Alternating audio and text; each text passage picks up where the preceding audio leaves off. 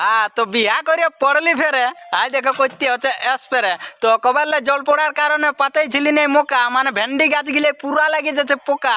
তো আজকে স্প্রে করে উহাদের তাড়ি দিব চোখা, মানে মারবো কীটনাশক, মেটাবো আজ উহাদের কত লাগেছে ভক। তো নমস্কার বন্ধুরা, আমি সব্য আছি মাহাতো, আপনারা দেখছেন সব্য আছি মাহাতো অফিসিয়াল ইউটিউব চ্যানেল।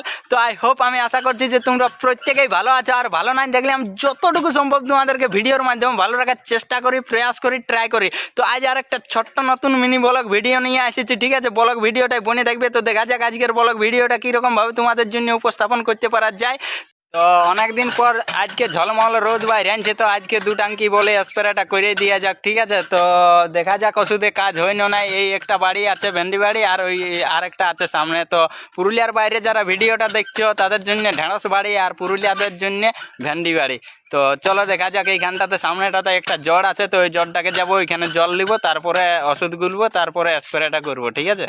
তো গাইজ ফাইনালি জলটাকে পৌঁছিলাম, বুঝলে না? তো এইখানটাতে এরপর জল ভরাবো, তারপরে নিয়ে যাব পোকা মারা বা কীটনাশক হিসেবে আমি এই এক্সপার্ট ওষুধটা নিয়েছি, জানি না কতটা কাজ করবে, এই প্রথম ইউজ করছি, ঠিক আছে?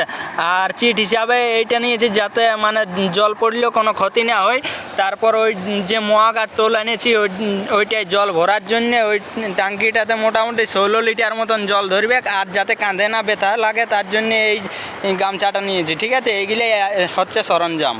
প্রথমে আমি 50-50 ভাগ করে নিচ্ছি ওষুধটাকে আমার নিজের সুবিধার্থে দু জায়গাতে, কারণ দু ট্যাঙ্কি করতে হবে, দু ট্যাঙ্কির ওষুধ বটে, ঠিক আছে? তো দু জায়গাতে আমি ভাগ করে নিচ্ছি।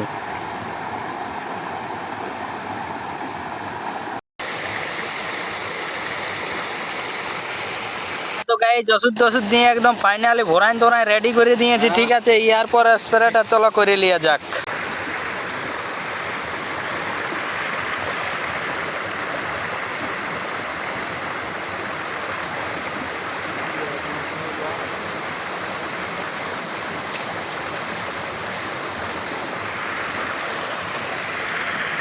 গাইজ 16 লিটার ন একটুকু লাগছে ভারী, তো কি করবে? তাও আমি এগুলাকে অলগাতে পারি।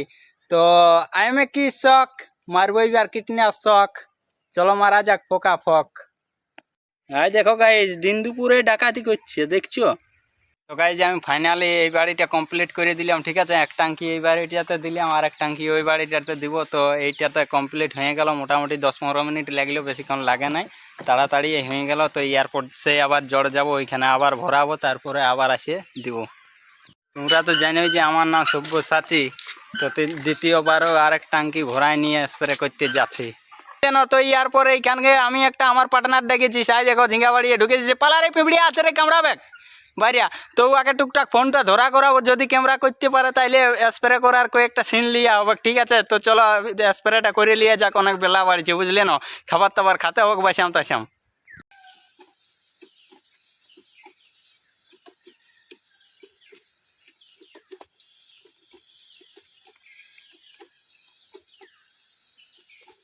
এই যে দেখছো ডগটাতে একটা কিরকম বড় পোকা আছে, এইগুলার জন্যই তো স্প্রে করতে হচ্ছে না। তোমরা দেখতে পাচ্ছ গরমে কিরকম আমার হয়েছে ফ্যাস, আসি কেন নাই শেষ, ভারতের মতন নাই দেশ, তো স্প্রে করা হয়ে গেল শেষ। তো চলো ইয়ার পর একটুকু লিয়া যাক রেস।